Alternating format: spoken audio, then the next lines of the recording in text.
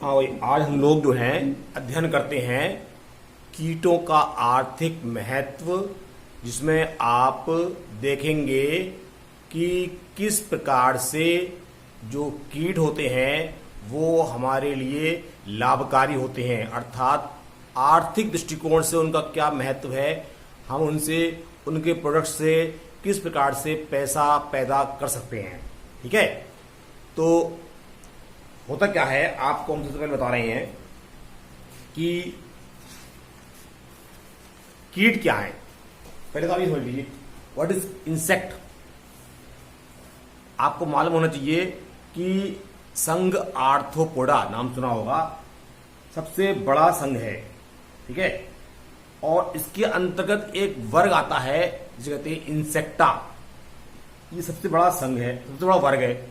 वर्ग और संघ दोनों एक ही के हैं, मतलब जितने भी जीव जगत में या जंतु जगत में एनिमल्स हैं 75% आर्थ्रोपोडा में आते हैं, और आर्थ्रोपोडा के 75% जंतु जो है वो कीट वर्ग या इंसेक्टा में आते हैं। ठीक है, तो कीट क्या होते हैं, जिनमें वायु में उड़ने वाले, ये उड़ने की क्षमता होती है, पंख होते हैं छोटे छोटे, वायु में उड़ सकते हैं। इनमें जोड़दार, ठीक है, जोड़दार उपांग होते हैं, क्योंकि आर्थ्रोपोडा के प्राणी हैं तो जोड़दार उपांग होना आवश्यक है।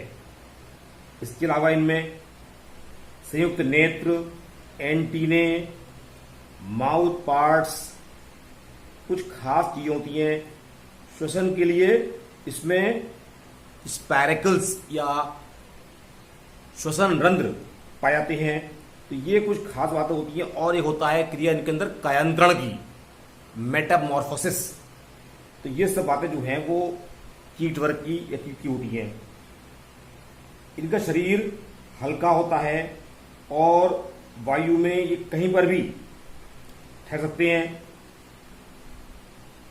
ठीक, इनका स्वभाव जो है वो ऐसा होता है कि ये कुछ भी खा सकते हैं, सर्वाहारी होते हैं, और इनमें जनन क्षमता बहुत अधिक होती है, यानी ये बहुत सारे अंडे देते हैं ये। और एक खास बात होती है कि इन पर क्यूटिकल का बना हुआ आवरण पाया जाता है। आप देख रहे हैं लेफ्ट साइड में ब्लैक कलर में लिखा हुआ है वर्गीकरण, जंतु जगत होता है इसका। फिर शाखा इसकी होती है यू मेटाजोआ। फिर डिवीजन होता है इसका बाइलेट्रिया। संघ होता है आर्थ्रोपोडा। वर्ग होता है इंसेक्टा। गण होता है लेपिडोप्टेरा। जाति होती है बॉम्बिक्स, और प्रजाति होती है मोराई। तो आप चाहे जैसे बोला हमने वैसे लिख सकते हैं, उनके डायरेक्ट जो है इसी क्रम में आप इन जंतु इस चीज की वर्गीकरण की स्पेलिंग लिख सकते हैं। मतलब क्रम ये होना चाहिए। खास बात ये है, आप जो है इसका जगत, शाखा, डिवीजन, संघ, वर्ग, गण, जाति, प्रजाति न लिखें, लेकिन ये शब्द जो है वो इसी क्रम में होना चाहिए, तो आपका वर्गीकरण सही हो जाएगा। अब ये जो बात हो गई, इसके बाद आप देख रहे हैं बीच में लिखा हुआ है रेशम कीट की जातियां। तो जातियां जो होती हैं रेशम कीट की, वो भी कुछ विशेष है, उल्लेखनीय है। जैसे कि आप देख रहे हैं, क्या होता है, अभी बता रहे हैं इसके बारे में आपको, कि ये जो जातियां इसकी होती हैं वो 5-6 जातियां लिखी हुई हैं। पहली जाति लिखी हुई है, मतलब इसकी खासियत क्या है, शहतूत की पत्तियों पर पाए जाने वाले बॉम्बिक्स मोराई नामक जाति होती है। कि अतिरिक्त रेशम कीट की अनेक जातियां होती हैं जो रेशम उत्पन्न करती हैं, परंतु रेशम उद्योग के लिए जो है हम इन जातियों का उपयोग करते हैं जो आपके सामने लिखी हुई हैं। शहतूत का रेशम कीट पहला वाला है, क्या नाम है, बॉम्बिक्स मोराई। इस कीट की मातृभूमि कौन है, चाइना, चीन।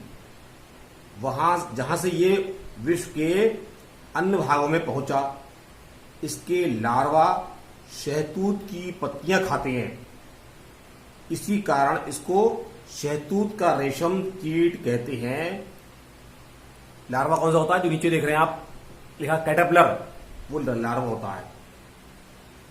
इसके कोकून होते हैं सफेद, और इनसे प्राप्त होने वाला जो रेशम होता है वो सफेद या क्रीम कलर का होता है, और जो सबसे अच्छा होता है। वैसे चाइना की चीज अच्छी नहीं मानी जाती, लेकिन ये चीज अच्छी थी, ठीक है, क्योंकि नेचुरल है इसलिए। दूसरा देख रहे हैं आप, एंथेरिया पैफिया, इसको टसर रेशम कीट भी कहते हैं। ये भारत, चीन, श्रीलंका में पाया जाता है। इसका लार्वा साल, बेर, गूलर, ओक की पत्तियां खाता है। कोकून हल्के भूरे या पीले रंग का होता है और मुर्गी के अंडे बराबर होता है, यानी बड़ा होता है। ये वृक्ष पर डंठल द्वारा लटके रहते हैं। हिमालय की तराई वाले भागों में ओक के पौधों पर ये पाए जाते हैं। कोकून सफेद होता है।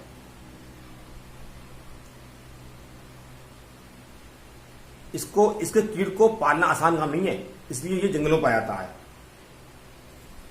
तीसरा देख रहे हैं आप, एंथेरिया ऑस्टिबेरिक्स। ये जो है आसाम के क्षेत्र में पाया जाता है। बिहार, बंगाल, उड़ीसा आदि स्थानों पर भी इसकी जातियां पाई जाती हैं। और ये जो है मैचिलिस तथा दालचीनी के पौधों की पत्तियां खाता है। इसका कोकून व्हाइट कलर का होता है, और इसको मूगा रेशम भी कहते हैं, मूगा रेशम। फोर्थ देखिए आप, फ्लोसामिया रसीनी, इसको एरी रेशम कीट कहते हैं। ये पूर्वी एशिया में रेशम का उत्पादन करता है। इसके जो लार्वा होते हैं वो कैस्टर यानी अरंड, इसको अंडी कहते हैं, की पत्तियां खाते हैं। इससे प्राप्त होने वाला जो रेशम होता है वो लाल होता है, लाल सफेद। इसके कोकून से रेशम पूरे धागे के रूप में नहीं उधेड़ा जा सकता, यानी कि जो है मतलब टुकड़े टुकड़े होते हैं, ठीक है। वैसे क्या होता है, जो पहला वाला पढ़ रहे हैं हम लोग, बॉम्बिक्स मोराई, इसका जो रेशम कीट का जो इसका जो रेशम धागा होता है वो काफी लंबा, 1500 मीटर लंबा धागा मिलता है इसका, ठीक है। इसके पत्ते साफ करके इसको काटना पड़ता है। इससे प्राप्त होने वाला रेशम अरंडी रेशम कहलाता है। इसके धागे में चमक कम होती है परंतु मजबूत अधिक होता है ये। फिर नंबर 5 आप देख रहे हैं, कौन सा नाम है, थियोपेलिया रिलीजियसी। ये उत्तर प्रदेश, हिमालय की तराई वाले क्षेत्रों में मिलता है। ये मैचिलिस और फाइकस बरगद की पत्तियां खाता है। इससे प्राप्त होने वाला धागा मजबूत, खुरदरा होने कारण मछली पकड़ने वाले जाल के बनाने में काम में आता है। और लास्ट आप देख रहे हैं नंबर 6 है एंथेरिया पेरिनाई। ये जो है चीन और जापान में होता है और ये अच्छी किस्म का रेशम उत्पन्न करता है, ठीक है। तो इस प्रकार से जो है ये रेशम के कीट के जातियां हो गई। अब हम जो पढ़ेंगे जीवन चक्र, वो किसका पढ़ेंगे, बॉम्बिक्स मोराई का, जो शहतूत का रेशम होता है। आप देख रहे हैं जीवन चक्र पढ़ रहे हैं इसका। तो इसका जो मतलब साइज होता है वो 4.5 सेंटीमीटर लंबा, शरीर जो उसका होता है वो मजबूत यानी कि सख्त होता है और क्रीमी व्हाइट होता है। सिर पर एक जोड़ी कंपाउंड आईज, एक जोड़ी एंटीने छोटे छोटे और चूसने के लिए यानी कि सकिंग टाइप माउथ पार्ट्स होते हैं। वक्ष वाले भाग में शल्कों से ढका हुए 2 जोड़ी पंख और 3 जोड़ी टांगे होती हैं, ठीक है। जो चित्रबनी बना हुआ है ये आप बुक से देख सकते हैं और ना कोई खास बात नहीं है, आप इसको इतने याद रख लें काफी है। प्रैक्टिकल में आपको बताया जाएगा। प्रैक्टिकल में इसका चित्र बनाने को आएगा तो आप वहां देख लीजिए। मेन चीज लाइफ साइकिल है। तो लाइफ साइकिल जो उसकी होती है रेशम कीट की, ये एक लिंगी यानी कि नर अलग अलग होता है और मादा अलग होती है। होने के कारण इसमें जो है मतलब जनक्रिया होती है। तो मादा गुच्छों में 300 से 500 अंडे देती है। कहाँ देती है? शहतूत की पत्तियों पर। मतलब मैथुन के बाद जो है तो अंडोत्भेदन होता है, ओवुलेशन होता है, तो ये ऐसे अंडे देती है। अंडे देने के बाद मादा भोजन नहीं करती है और 4-5 दिनों में मर जाती है। अंडे से निकले लार्वा कैटरपिलर एक छोटा चिकना बेलनाकार जीव होता है जो पत्ती की ऊपर इनकी अपर साइड में रेंग गति करता है, रेंगता रहता है। इसके मुख पांग मैंडिबुलेट होती है, मतलब काटने वाले, जिनके द्वारा ये शहतूत की पत्तियों को खाता है और 4 बार निर्मोचन करता है। निर्मोचन करते हैं मोल्टिंग, यानी कि अपनी जो त्वचा होती है ऊपर की बाह्य त्वचा क्यूटिकल, उसको समय समय पर उतारता रहता है। जैसे सांप की केचुली उतरती है, केचुली, वो चीज समझ लीजिए आप। महीने में 7-8 सेंटीमीटर बड़ा हो जाता है। परिपक्व होकर के कैटरपिलर, जो नीचे वाला हिस्सा है ये वाला, खाना बंद कर देता है और इसमें एक जोड़ी लार ग्रंथियों का विकास होता है जो द्रव रेशम का स्रावण करती हैं। द्रव रेशम के मुख से खुलने वाली एक निकास नली होती है जिससे ये बाहर निकलता है। 5 तंतुओं का, 5 तंतु होते हैं इकट्ठे, जो निकलते साथ, और ये कठोर होता रहता सूखा। 5 तंतु अन्य ग्रंथियों से निकलकर एक चिपचिपे पदार्थ सिरेसिन द्वारा आपस में चिपक कर रेशम धागों का निर्माण करते हैं। रेशम धागे कैटरपिलर के शरीर के चारों ओर लिपटकर प्यूपा, इसे कहते हैं कोकून, का निर्माण करते हैं। एक कैटरपिलर 3 या 4 दिन में लगभग 1000 से 1500 मीटर लंबा रेशम का धागा बना लेता है। तो चारों ओर जो है ये अपनी लपेटता रहता है। लगभग 15 दिन में कैटरपिलर कोकून के अंदर डेवलपमेंट करके प्यूपा बन जाता है और प्यूपा से वयस्क पतंगा यानी कि कीट बनने में गर्मी की ऋतु के लगभग 1 माह, जाड़ों में 3 से 5 महीने लग जाते हैं। गर्मियों में 1 महीना, जाड़ों में 3 से 5 महीने लगते हैं। वो टेम्परेचर का असर होता है। इसलिए वयस्क कीट बनने के पश्चात वह एक क्षारीय द्रव का स्राव करता है। इस द्रव से कोकून का एक सिरा नम हो जाता है और वयस्क मौत उस सिरे से को चीर कर बाहर आ जाता है।